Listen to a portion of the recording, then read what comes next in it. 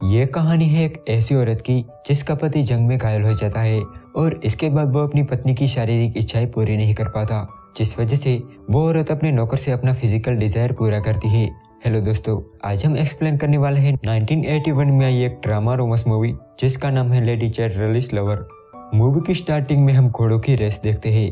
हमेशा की तरह वो रेस एक क्लिफर्ड नाम का आदमी जीत जाता है। वो अपनी पत्नी कॉनी को ये खुशखबरी देता है कि वो ये रेस जीत चुका है और इस खुशी में शाम को उनके घर पार्टी होगी। अब रात को क्लिफर्ड अपनी खूबसूरत पत्नी कॉनी के साथ डांस कर रहा था। तभी उन्हें खबर मिलती है कि इंग्लैंड और जर्मनी के बीच जंग छिड़ गई है। इस वजह से अगले ही सुबह क्लिफर्ड सेना में चला जाता है, जहां वो उस जंग में शामिल होता है, पर वो उस जंग में बुरी तरह से घायल हो जाता है, जिस वजह से अब वो अपंग और नपुंसक बन गया है। इसीलिए अब वो हमेशा व्हील चेयर पर ही रहता है और कॉनी उसका ख्याल रखती है। क्लिफ से बेड पर अब कुछ हो नहीं पाता था, इसीलिए कॉनी की शारीरिक इच्छाएं पूरी नहीं हो पाती थी। एक दिन क्लिफर्ड कॉनी से कहता है कि मेरे लिए तुम अपनी लाइफ खराब मत करो।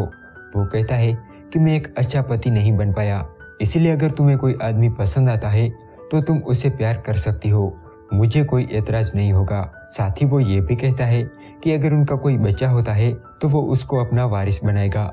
लेकिन कॉनी कहती है कि कभी ये मत भूलना कि मैं तुमसे प्यार करती हूँ। तभी वहाँ उनका गेम कीपर ओलिवर आता है।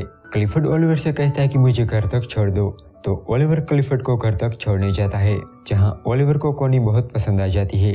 जब वो जाने लगता है तब वो मुड़ मुड़ के कॉनी को देखने लगता है। एक दिन क्लिफर्ड की तबीयत अचानक खराब हो जाती है, इसीलिए वो लोग तुरंत डॉक्टर को बुलाते हैं, पर डॉक्टर के बदले एक नर्स आती है जिसका नाम मिस बोल्टन था, जो अब क्लिफर्ड का इलाज करने लगती है। तभी क्लिफर्ड कॉनी से कहता है कि मैं चाहता हूँ कि तुम ओलिवर से मिलकर पता करो कि अंडे अच्छे हैं या नहीं। तो कॉनी ना चाहते हुए भी वहां जाती है। जहां पहुंचकर वो देखती है कि ओलिवर अपने कपड़े उतारकर अपनी बॉडी को साफ कर रहा है।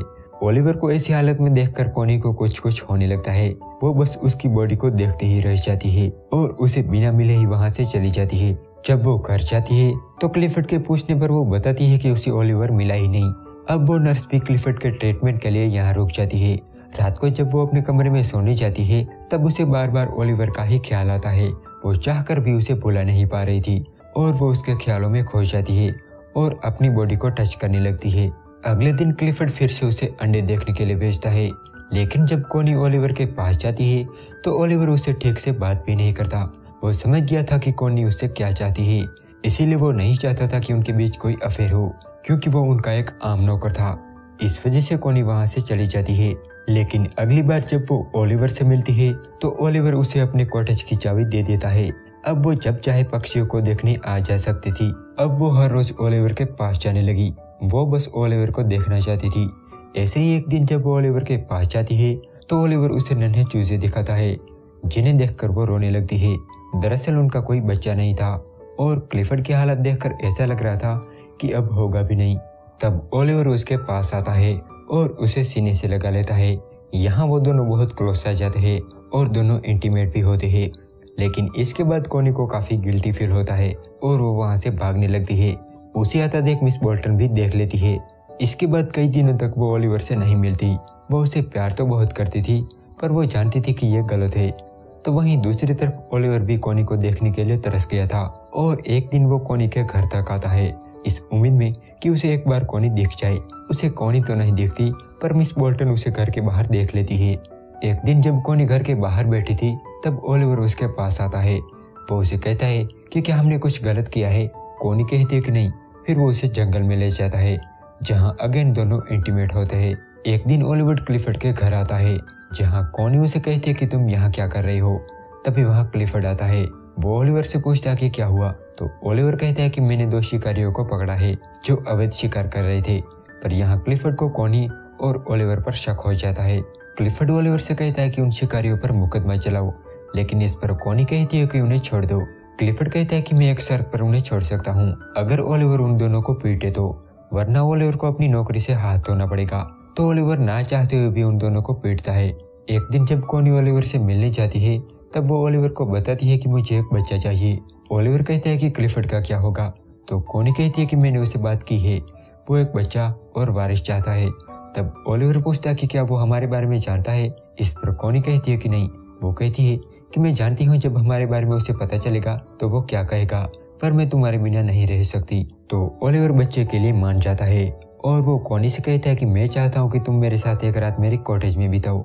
जब कॉनी घर जाती है तो मिस बोल्टन को कॉनी के सर पे एक कांच का तिनका दिखाई देता है और वो समझ जाती है कि कॉनी और ओलिवर का अफेयर चल रहा है।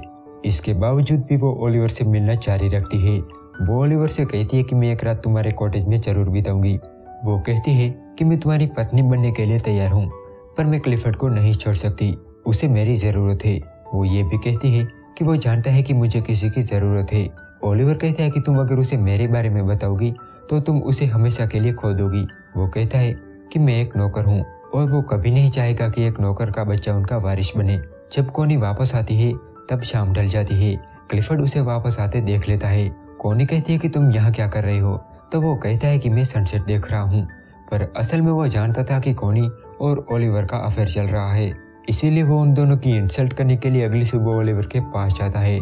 पर ओलिवर अपने घर ना होकर क्लिफर्ड के घर के पास ही था।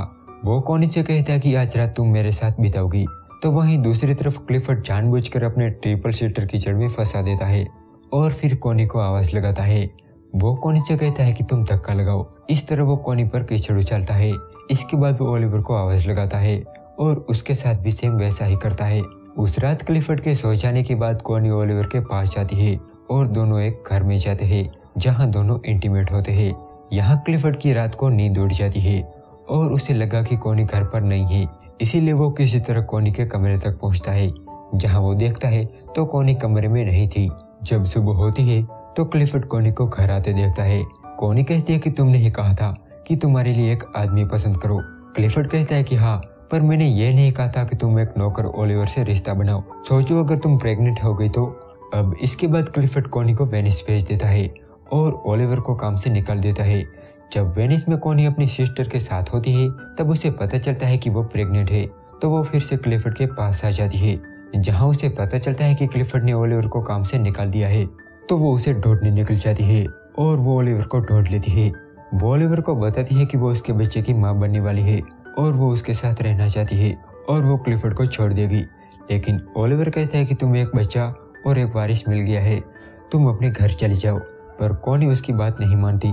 वो कहती है कि हम तुम्हारे खेतों से अपना गुजारा कर सकते हैं, तो ओलिवर उसकी बात मान लेता है। इस तरह क्लिफर्ड के घर के दरवाजे कॉनी के लिए हमेशा बंद हो जाते हैं और यहाँ ये मूवी एंड हो जाती है।